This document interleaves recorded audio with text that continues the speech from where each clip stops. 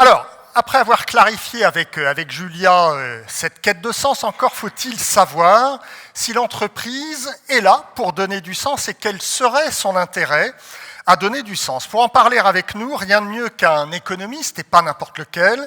Il est directeur du cabinet conseil Asterès, il écrit régulièrement dans la presse française, Le Figaro, Les Échos, L'Express, L'Opinion, dans la presse étrangère aussi. Il est aussi très présent à la radio et à la télévision. Il a siégé au conseil d'analyse de la société auprès du Premier ministre entre 2010 et 2012. Il est l'auteur d'une douzaine d'ouvrages, dont le dernier, paru en 2023, La France de l'à peu près, appelle à renouer avec le génie français. Je vous demande d'accueillir Nicolas Bouzou.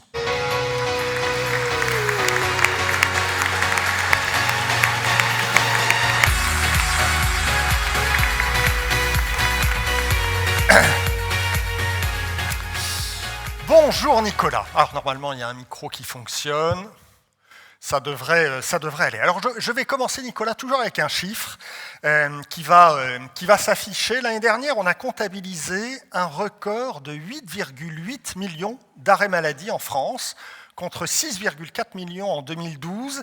Est-ce que ce chiffre, Nicolas, est révélateur d'une certaine démotivation des salariés, d'un mal-être, d'un désengagement, de ce qu'on disait être une perte du sens du travail?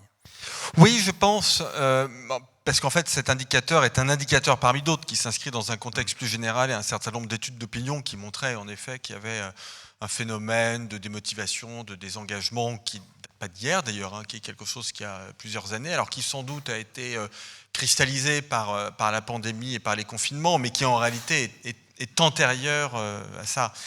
Et au fond, moi je n'achète pas l'idée du tout d'une crise du travail. Je crois que ce n'est pas le bon diagnostic, c'est un diagnostic un peu superficiel. En revanche, je pense qu'il y a une crise du management, des organisations en règle générale, pas seulement des entreprises, mais on a vraiment ce phénomène de défiance par rapport au management, et ça se traduit notamment par des chiffres d'arrêt maladie qui augmentent parce que il y a de plus en plus de maladies professionnelles du type burn-out, épuisement professionnel. Donc tout ceci est une réalité qu'il faut bien évidemment prendre au sérieux. Donc oui, cet indicateur me semble quand même être un indicateur qui doit nous alerter et qui dit quelque chose. Quand vous avez écrit votre livre avec Julia de Funès, vous pointiez justement du doigt ce management, cette idéologie managériale qui règne dans les entreprises. C'est pour vous vraiment le principal responsable de cette perte de sens? Oui, alors moi je ne vais pas faire le malin avec le management parce que c'est très difficile. Il n'y a rien de plus difficile que de manager. Pour une raison qui est une raison très profonde, c'est que les gens que vous managez ont tous des aspirations qui sont différentes. Et donc manager, ça voudrait dire, au fond, dans l'idéal, de façon générique, avoir une espèce de méthode pour motiver ses collaborateurs. Mais je ne suis pas sûr que ce soit réellement possible parce que vous le voyez bien. Alors je fais d'autant moins le malin que moi, dans mon entreprise, je dirige 7 personnes, donc c'est absolument rien du tout, contrairement à vous qui managez de grandes équipes. Mais même avec 7 personnes, je vois bien que, au fond, c'est très difficile d'avoir un discours général. Quand même, pour citer une anecdote qui m'avait beaucoup marqué et qui faisait partie des choses qui étaient un peu au fondement de ma réflexion, je me souviens qu'avec mon associé, puisque chez Asterès on est 2 associés, en fait on avait beaucoup réfléchi à créer de l'autonomie, des bonnes conditions de travail, des bons salaires, etc. Et puis une collaboratrice qui travaillait très bien vient nous voir et elle nous dit « Bon, je m'en vais parce que j'ai besoin d'un environnement de travail plus dur. » Si vous voulez, depuis ce jour-là, par rapport au management, j'ai quand même pris beaucoup de recul en me disant, au fond, on construit une entreprise telle qu'on l'entend, telle qu'on l'imagine, on pense que c'est bien, au fond, de laisser, dans le cas d'Asterès, beaucoup d'autonomie, d'essayer de limiter les process au maximum. On pense qu'en général, c'est bien. Il y a des gens à qui ça ne convient pas, ils partent, et c'est très bien comme ça. Et au fond, la question du sens, je trouve qu'on met on fait porter beaucoup de responsabilités sur les épaules des entreprises. Et j'aime pas la démagogie, c'est-à-dire que je pense que c'est aux gens aussi de trouver du sens. Et surtout, s'ils travaillent dans une entreprise et que ça ne leur convient pas, je leur conseille de partir parce que la vie est trop courte et parce qu'en plus, les conditions macroéconomiques permettent encore de le faire, puisque le marché du travail est tendu. Donc, si vous êtes malheureux dans votre entreprise, changez d'entreprise. Si vous êtes malheureux dans votre métier, changez de métier. Mais par contre, on ne peut pas demander à une entreprise de changer et de toute façon, souvent, elle ne le peut pas. Voilà, donc le management, c'est quelque chose qui est très difficile. C'est comme l'éducation, c'est comme la politique, c'est très difficile parce que vous vous adressez à un très grand nombre de personnes. Une fois qu'on a dit ça, je pense quand même qu'il y a quelques principes de bon sens, si vous voulez, qu'il faut respecter. Et peut-être qu'on en parlera plus tard, mais qui aujourd'hui me semble beaucoup relever de la façon dont on valorise les gens. Au fond, la valorisation financière, la question du salaire qui est très importante, la valorisation non financière, la question du respect. Donc voilà, je pense qu'il faut évidemment être très attentif à ça.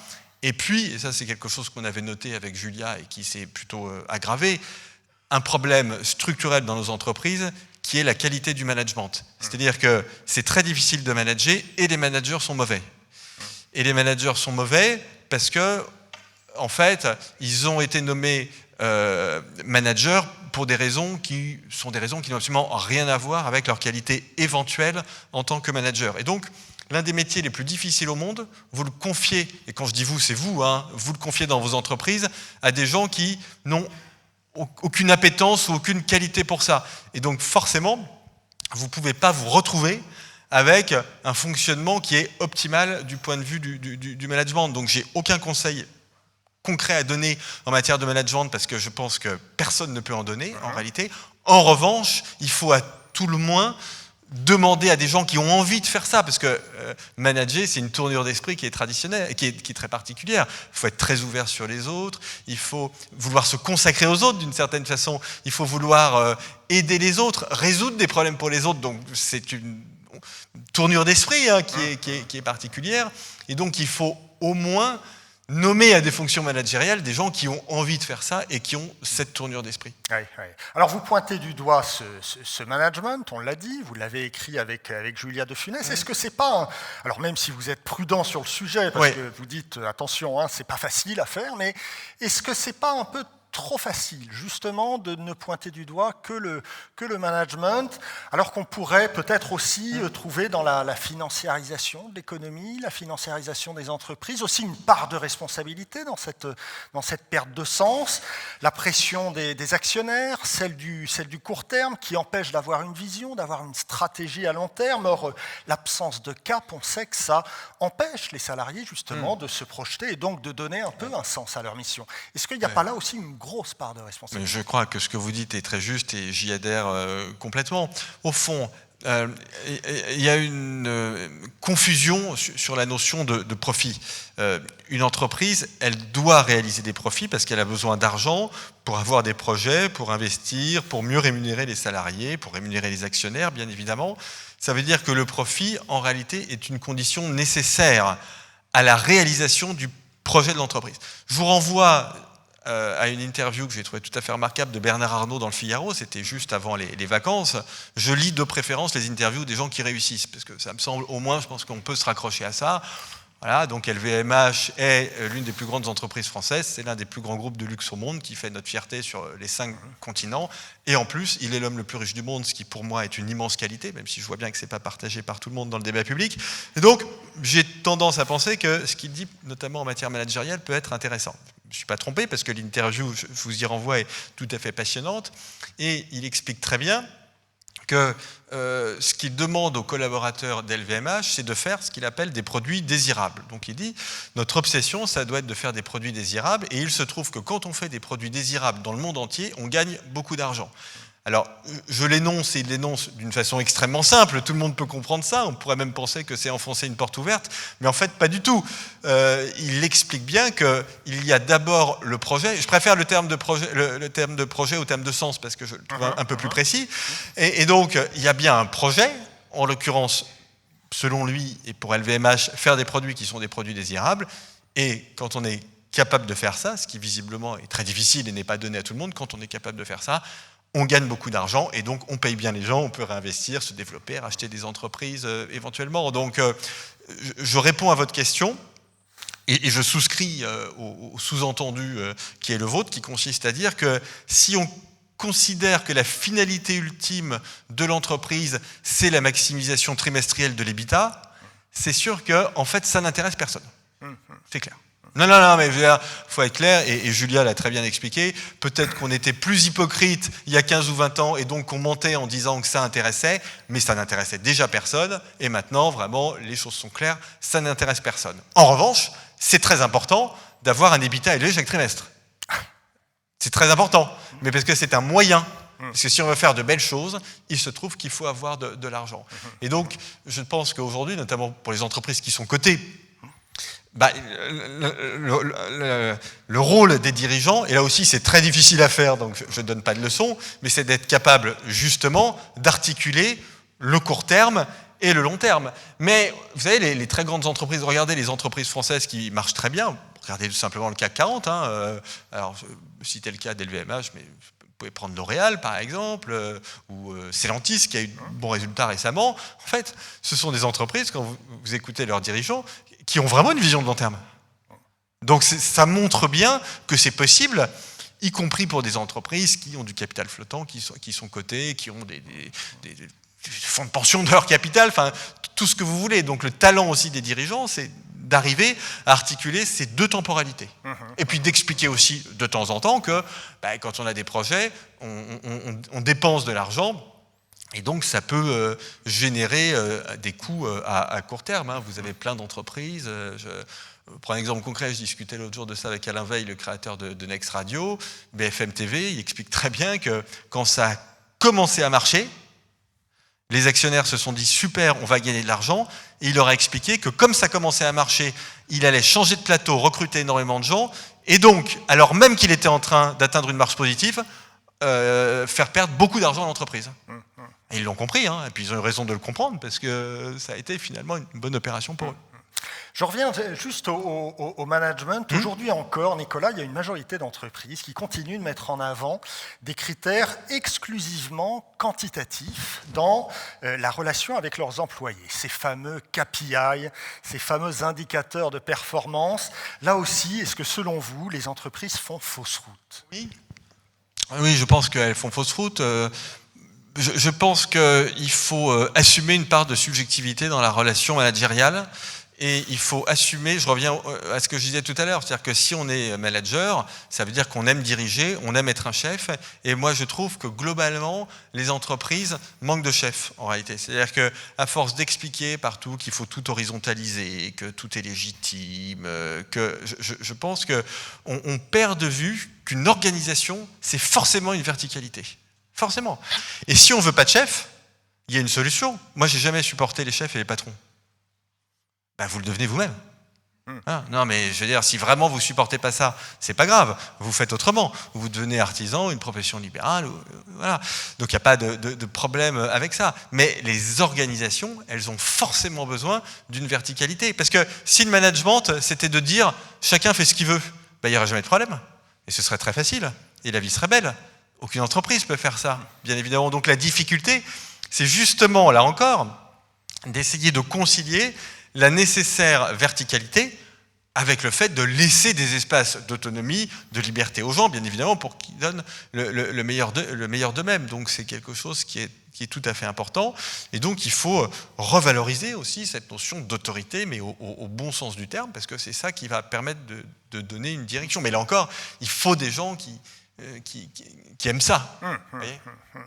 Quand vous regardez tous les grands dirigeants d'entreprise, y compris dans l'histoire, j'ai un de mes collaborateurs qui s'appelle Sylvain Persinger qui sort une série de livres, vous avez peut-être vu passer ça il sort ça en plusieurs tomes, donc les entrepreneurs du cinéma, les femmes entrepreneurs, etc. Et en fait, c'est très intéressant parce que tous sont de très fortes personnalités et tous sont des gens qui n'ont pas fait des entreprises libérées, quoi. Enfin, vous voyez, ce sont des gens qui savent ce qu'ils veulent faire. Parce que quand vous avez un projet, vous voulez le défendre, forcément, il y a des moments où vous cassez un peu de porcelaine, vous êtes maladroit, etc. Donc il faut assumer ça. Depuis plusieurs années, Nicolas, les entreprises et les économistes que vous êtes s'inquiètent de la perte de productivité en France, ou à tout le moins, en tout cas, de sa stagnation. Est-ce qu'on peut mettre en lien la perte de sens dans les entreprises avec le tassement ou cette baisse de productivité, ou est-ce que c'est faire un raccourci rapide ? C'est peut-être un des éléments, mais ouais. la baisse de la productivité, c'est un phénomène qu'on retrouve dans la plupart des pays, en fait.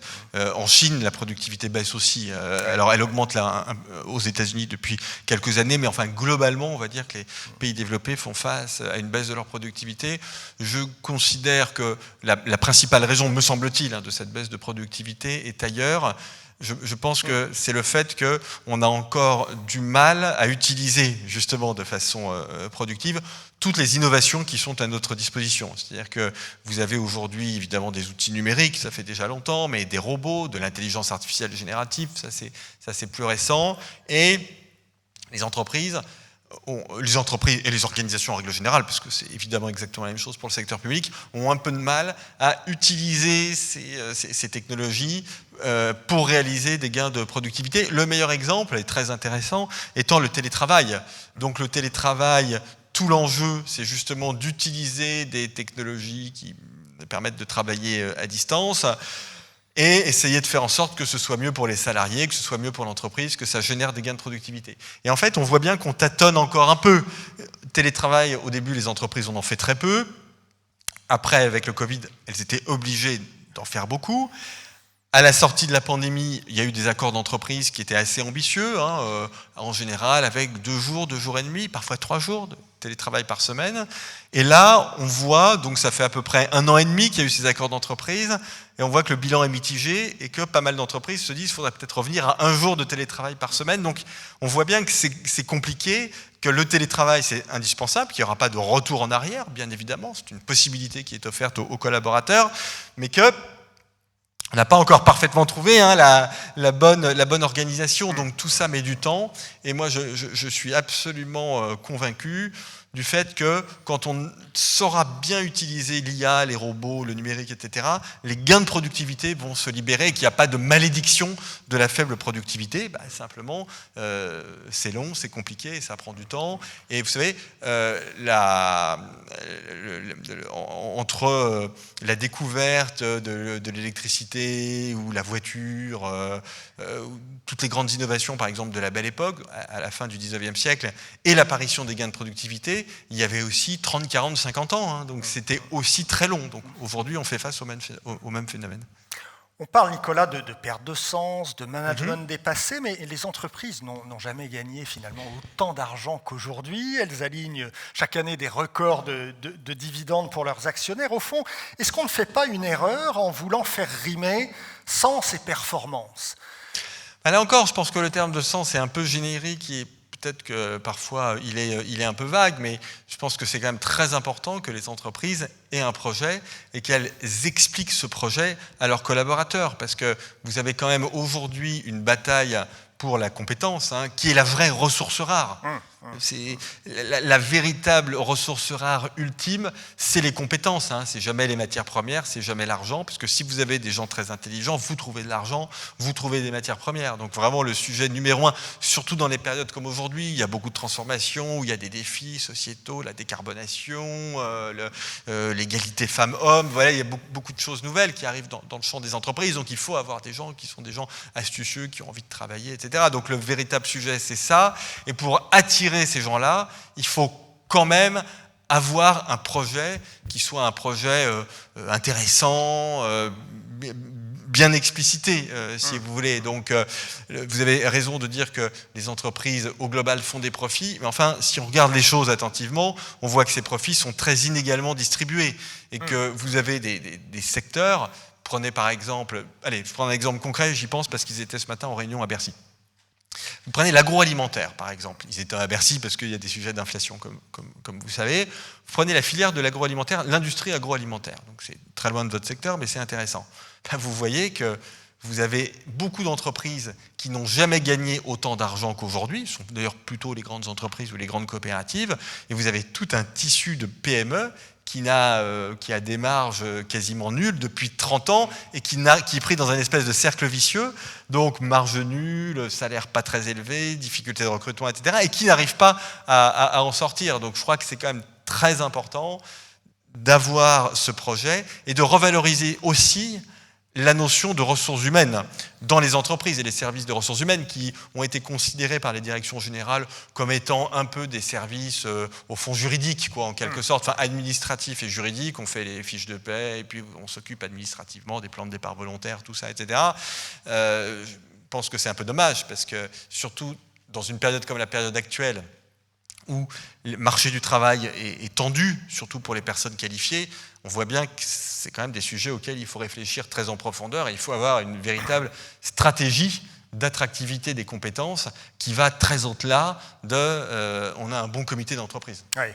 C'est vrai que les entreprises sont sommées un peu par les salariés aujourd'hui de donner du sens. Il faut qu'elles donnent du sens, mais enfin, en bon économiste libéral que vous êtes, on imagine que pour vous, le premier objectif d'une entreprise, c'est d'assurer sa profitabilité et sa pérennité, avant toute chose, avant de donner du sens, non ? Non, parce que je pense que, en fait, tout ça va ensemble, en réalité, Oui. et qu'il faut aborder ce sujet comme étant un sujet absolument global. C'est-à-dire qu'une entreprise, elle doit motiver les gens, elle doit les attirer, elle doit bien les payer, et c'est ça qui va lui permettre de gagner de l'argent. Prenons un exemple, Julia a parlé de l'hôpital, prenons l'exemple de l'éducation nationale. Voilà. Donc, année après année, on a de moins en moins de candidats et on a de moins en moins en plus de candidats qui réussissent les concours, si bien qu'on a chaque année maintenant des milliers de postes vacants. C'est quand même un énorme problème. On n'a pas assez de profs pour nos enfants. Alors, c'est intéressant. Pourquoi est-ce que, au fond, il n'y a pas assez de candidats pour être enseignants ? D'une part, parce que ce n'est pas suffisamment payé, valorisation financière, et d'autre part, ce n'est pas suffisamment reconnu, valorisation non financière. Donc là, vous voyez que les deux aspects que j'ai évoqués tout à l'heure sont problématiques. Est-ce que c'est une bonne opération pour le pays de maltraiter les enseignants financièrement, de les maltraiter symboliquement ? Est-ce que quelqu'un pense ici que, oui, finalement, c'est pas mal, on a trouvé un équilibre qui est plutôt vertueux ? Non, bien évidemment, personne ne peut penser ça. C'est une mauvaise opération, y compris une mauvaise opération économique, parce que je peux vous dire que le déclin qu'on voit par exemple dans les classements Teams des performances des Français en mathématiques, par exemple, 27e sur 27 dans l'Union européenne, 27e sur 27 au niveau CM1, et grosse remontada au niveau 5e, 26e sur 27, je peux vous dire que ça va se payer en espèces sonnantes et trébuchantes, c'est-à-dire que ça va se payer en salaire. Ce sera des salaires plus bas. Donc c'est extrêmement concret pour le pays. Donc vous voyez que c'est un mauvais calcul. Donc il faut bien traiter les gens, ça coûte ce que ça coûte parfois, de temps en temps, et il faut avoir un projet. C'est tout le problème de l'éducation nationale.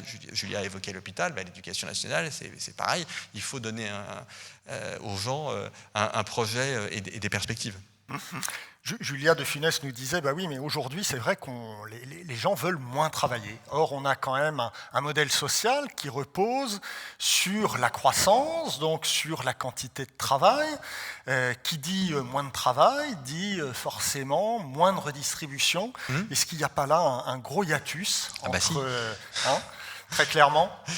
Oui, bien sûr. C'est une des raisons pour laquelle j'ai soutenu avec beaucoup d'ardeur la réforme des retraites, même si le sujet ne m'intéresse absolument pas, mais je l'ai fait uniquement par... Non, mais le sujet des retraites n'est pas un sujet intéressant, mais je l'ai fait, je dirais, pour servir l'intérêt général, parce qu'en réalité, c'est très simple à comprendre.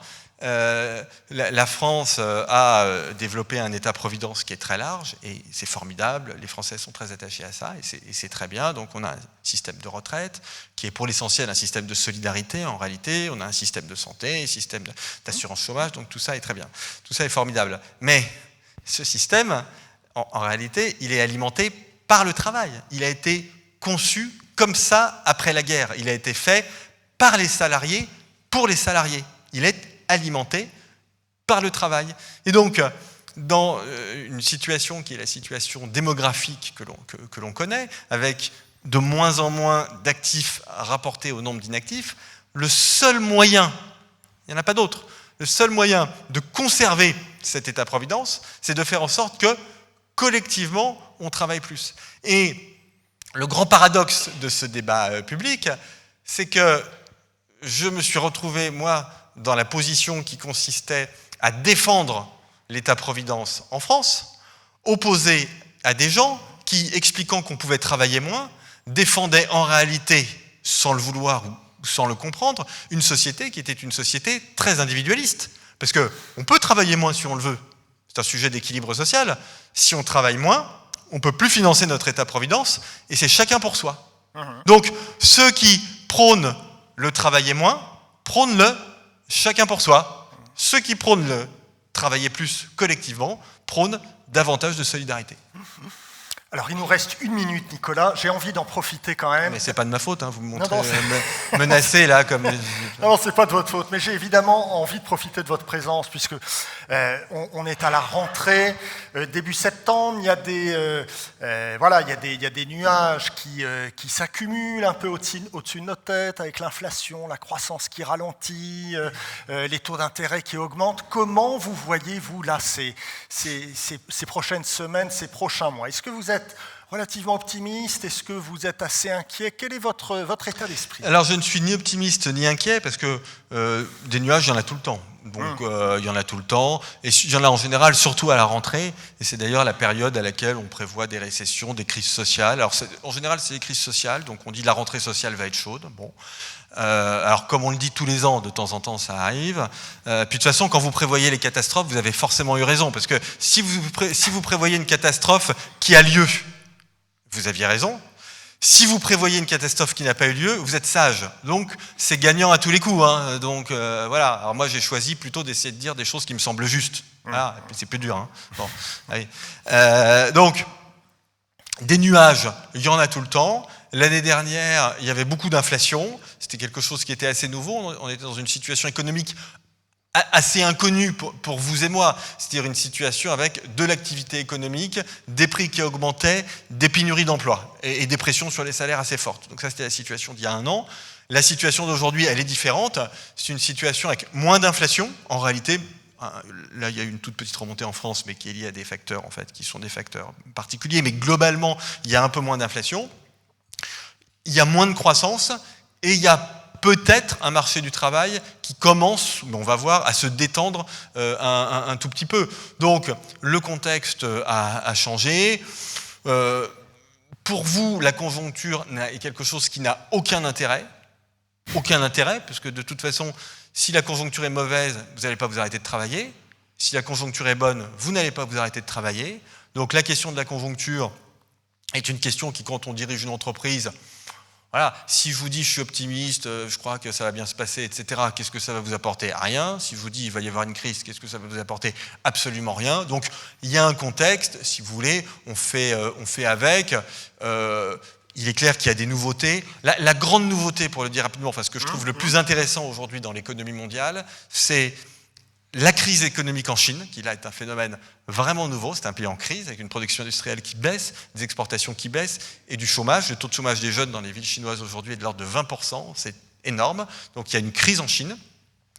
Et l'autre phénomène qui m'intéresse beaucoup, et que je trouve tout à fait passionnant et nouveau, c'est la très bonne santé des États-Unis, et en particulier la réindustrialisation incroyablement rapide de l'économie américaine, avec une production industrielle, mais surtout des mises en chantier d'usines qui sont en train d'augmenter à la verticale quand vous regardez les courbes. Donc vous avez une réindustrialisation extrêmement rapide, comme si, au fond, je schématise un peu, mais on avait un mouvement de balancier un peu inverse de ce qu'on a connu ces 20 ou 30 dernières années. Je vais le dire de façon provocatrice, vraiment, mais quand même pour essayer de faire passer un message. Si j'étais membre du Parti communiste chinois, je me dirais, je commence quand même à m'inquiéter de toutes ces délocalisations de l'Asie vers l'Occident. Voilà. Et donc là, il y a quelque chose de nouveau qui est en train de se jouer. Au détriment aussi de l'Europe? Oui, parce que l'Europe n'a pas saisi cette opportunité économique qu'elle avait avec les difficultés d'un certain nombre de pays émergents et le fait, notamment dans le domaine industriel, qu'on avait une carte à jouer parce que on a une mondialisation qui est une mondialisation plus fragmentée qu'auparavant, depuis le Covid et surtout depuis la guerre, une mondialisation qui est de plus en plus géopolitique, une espèce de mondialisation entre amis en réalité. D'ailleurs, au passage, vous le voyez bien, c'est votre spécialité, mais quand je regarde la carte des pays où je peux voyager, je suis quand même un peu attristé du fait que ça s'est beaucoup réduit par rapport à la situation d'il y a 10 à 15 ans. Il y a beaucoup de pays dans lesquels il est difficile d'aller, on ne peut plus aller où il est difficile d'aller. Donc c'est un peu une illustration de cette mondialisation qui se rétrécit. Donc c'est un problème en soi, mais en même temps ça nous donne des opportunités de réindustrialisation. Et l'Europe n'a pas vu ça, parce que l'Europe est toujours dans une logique pacifiste, de régulation. Alors, quand je dis ça, j'exagère un peu, parce qu'en France, la France se réindustrialise un peu aujourd'hui, donc il faut avoir une image un peu fine des choses et rentrer dans les détails. Mais c'est vrai que je trouve que c'est un peu dommage que finalement ce soit les États-Unis qui profitent pleinement de ce nouveau contexte et pas nous, alors qu'on a vraiment des avantages à faire valoir. On a 5 minutes pour 3 questions. Alors, qui veut poser des questions à Nicolas? Ici.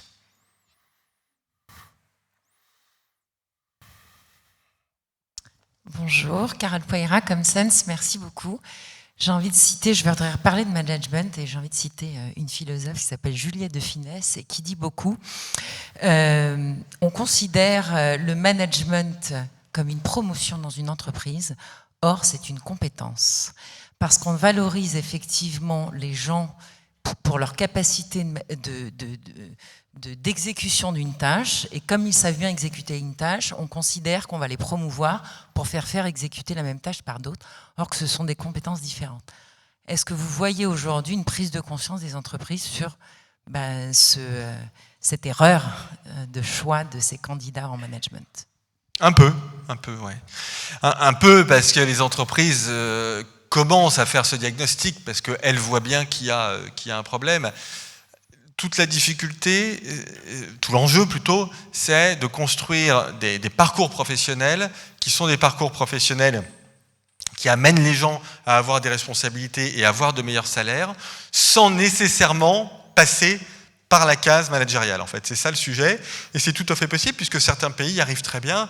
Si vous prenez des pays qui ont une culture justement d'ingénieurs très forte, culture industrielle très forte, donc l'Autriche, l'Allemagne bien évidemment, même la Suisse, vous voyez qu'on arrive à construire ces parcours professionnels. Donc ça, je pense que c'est un enjeu pour les grandes entreprises, qui est un enjeu très important aujourd'hui. Le management, c'est important. C'est sûr qu'on gagne plus d'argent en étant manager qu'en étant tout seul. Ça, c'est clair, parce qu'on a un effet de levier qui est plus important. Plus vous faites travailler de monde, plus vous gagnez d'argent. Voilà, ça c'est sûr. Mais il faut quand même construire des parcours professionnels de croissance, pour ainsi dire, pour des gens qui n'ont pas d'appétence pour manager. Autre question?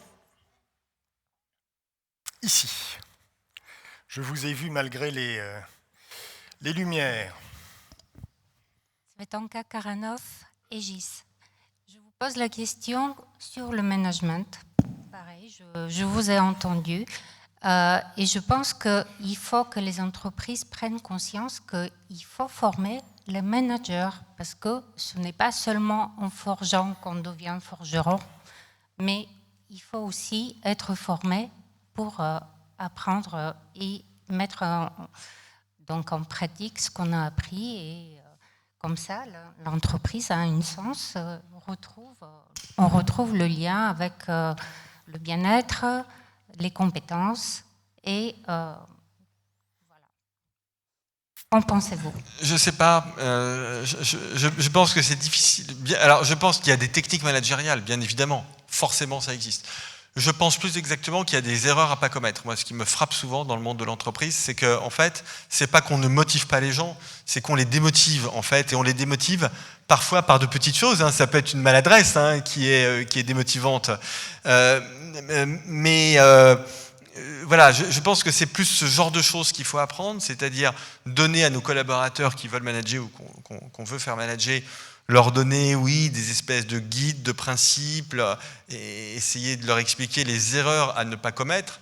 Après, je pense qu'il y a des gens qui aiment diriger, qui sont faits pour ça, il y a des gens qui n'aiment pas diriger et qui ne sont pas faits pour ça, et que c'est très bien.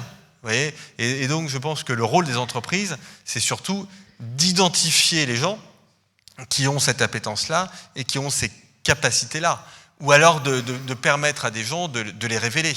Donc là, je trouve que la balle, elle est quand même beaucoup dans le camp des entreprises, mais ça passe peut-être plus par l'identification des profils que par le fait de former des profils. Pour le dire autrement, quelqu'un qui ne veut pas manager et qui n'est pas bon pour ça, je pense que vous pouvez lui mettre autant de perfusion que vous voulez, ça va monter un tout petit peu, quoi, mais globalement, vous n'en ferez pas un grand manager. Ce que je voulais vous dire aussi, ça c'est très important, j'ai oublié de vous le dire, c'est qu'il y a trop de managers dans vos entreprises. Il y en a beaucoup trop. Donc, vous ne traumatisez pas non plus avec ça. S'il y a un manager qui part, vous n'êtes pas obligé de le remplacer. Hein. C'est pas... voilà. Non, mais... Bah oui, parce que, comme en effet, comme on récompense tous les gens et qu'on les nomme managers, du coup, il y en a partout. Hein. Allez, il nous reste 25 secondes. 25 secondes pour une dernière question. Ici. Monsieur, le micro arrive. Question courte, réponse courte. Je vous ai entendu tout à l'heure, Hernán Diaz, Excel-Industrie.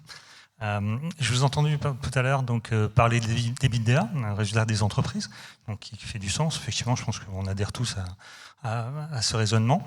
On entend encore beaucoup de la part de nos politiques ou de grands dirigeants de croissance.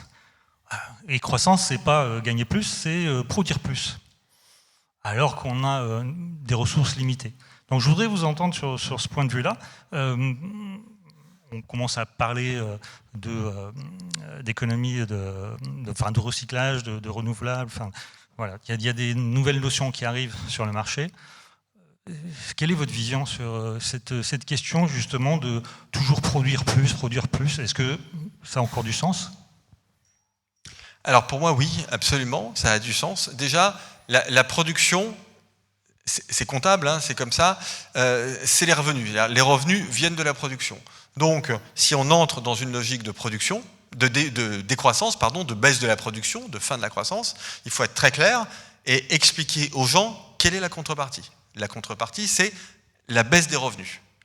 J'ai pas vu beaucoup de manifestations ces dernières années en France pour expliquer que le pouvoir d'achat était trop élevé. Bon, donc, il faut être très clair là-dessus. Et je rappelle que la baisse des revenus est un problème pour ceux qui en ont le moins. La baisse des revenus de Jeff Bezos, c'est quelque chose qui l'embêtera sans doute un peu, mais pas un problème social majeur. Donc ça, c'est la première chose. La deuxième chose, c'est que je pense que le débat est plutôt sur le contenu de la croissance et le contenu de la production. Et au fond, notre problème écologique principal aujourd'hui, je vais être très rapide bien évidemment, c'est un problème de réchauffement climatique, c'est-à-dire d'émissions de gaz à effet de serre, c'est ça. Et donc le sujet, c'est de décarboner notre processus de production. C'est pas forcément de produire moins, parce que vous pouvez produire moins et avoir toujours un processus de production très carboné, et donc vous allez émettre un peu moins de carbone, par exemple, mais vous allez en émettre quand même, et donc ça va alimenter le réchauffement climatique. Donc notre très grand sujet, c'est de décarboner notre processus de production, décarboner l'énergie. Alors là, c'est donc faire du renouvelable, du nucléaire, de l'hydraulique, décarboner les transports, les électrifier, l'hydrogène, etc. Isoler les maisons, faire moins de maisons en béton et plus de maisons en bois, etc. Donc tout ça est d'ailleurs absolument passionnant. Et vous avez tout à fait raison, nous inscrire dans une logique d'économie circulaire. Et l'économie circulaire, c'est de la croissance. Parce que l'économie circulaire, c'est réfléchir à des produits qui ont une durée de vie très longue, qui sont réparables, qui sont démontables, qui sont pour les parties non réparables et non démontables éventuellement valorisables du point de vue énergétique. Ça veut dire qu'il faut des centres de tri, etc. Donc en réalité, tout ça crée beaucoup d'activités. Donc pour moi, le sujet écologique est un sujet de nouvelles activités en réalité, et là-dedans vous avez de la très haute technologie, parce qu'une fois que vous avez la décarbonation, il faudra essayer de diminuer le stock de carbone qui est dans l'atmosphère, ce qu'on appelle la capture de CO2, et là c'est de la technologie de très haut niveau. Si je voulais être un peu caricatural, c'est le débat que j'ai avec Jean Covici, qui veut limiter le nombre de vols à 4 dans la vie. Mais excellente idée, bien sûr. Je suis sûr que ça va marcher. Hein. Vous allez commencer par l'expliquer aux Chinois, hein, vous allez voir comment vous allez être reçus. Hein. Bon. C'est pas parce qu'on dit les choses méchamment qu'elles sont justes. Hein. Bon. Donc, c'est pas, évidemment, tout ça n'a pas de... C'est une clownerie, quoi, si vous voulez, mais c'est pas sérieux. Question de l'aéronautique, c'est comment est-ce qu'on décarbone au plus vite la motorisation et comment est-ce qu'on substitue du train à l'avion quand on peut le faire. Donc, en réalité, ce sont des sujets de croissance. Et la bonne nouvelle, parce que l'été, on a versé dans le catastrophisme parce qu'il faisait chaud cet été, etc., c'est que je peux vous dire que les investissements en matière de décarbonation dans le monde aujourd'hui sont absolument colossaux. Tous les pays développés baissent leurs émissions carbone. La France les baisse beaucoup alors qu'elles sont très basses en France. La France est l'un des pays les plus écologiques au monde dans les chiffres. C'est l'un des pays les moins carbonés et l'un des pays qui décarbone le plus. Les États-Unis sont partis ils partent de plus haut que nous. Ils décarbonent très rapidement et les Chinois ne décarbonent pas encore. Ils vont décarboner à partir de la fin de la décennie, mais ils investissent considérablement dans le renouvelable. Ils font sortir en énergie renouvelable l'équivalent de la capacité de production énergétique d'un pays comme l'Australie tous les ans. Donc, c'est formidable ce qui se passe du point de vue écologique. Et plutôt que d'écouter ceux qui vous disent qu'on va tous mourir, je vous conseille d'écouter et d'encourager ceux qui trouvent des solutions et qui vont nous permettre de décarboner, de nous adapter, et peut-être même du même coup d'être encore plus prospère. Ce qui me semble un programme plus sympa. En tout cas, moi, je préfère. Bon, on s'est éloigné du sujet, mais c'est passionnant. Merci beaucoup. Merci beaucoup, merci à vous.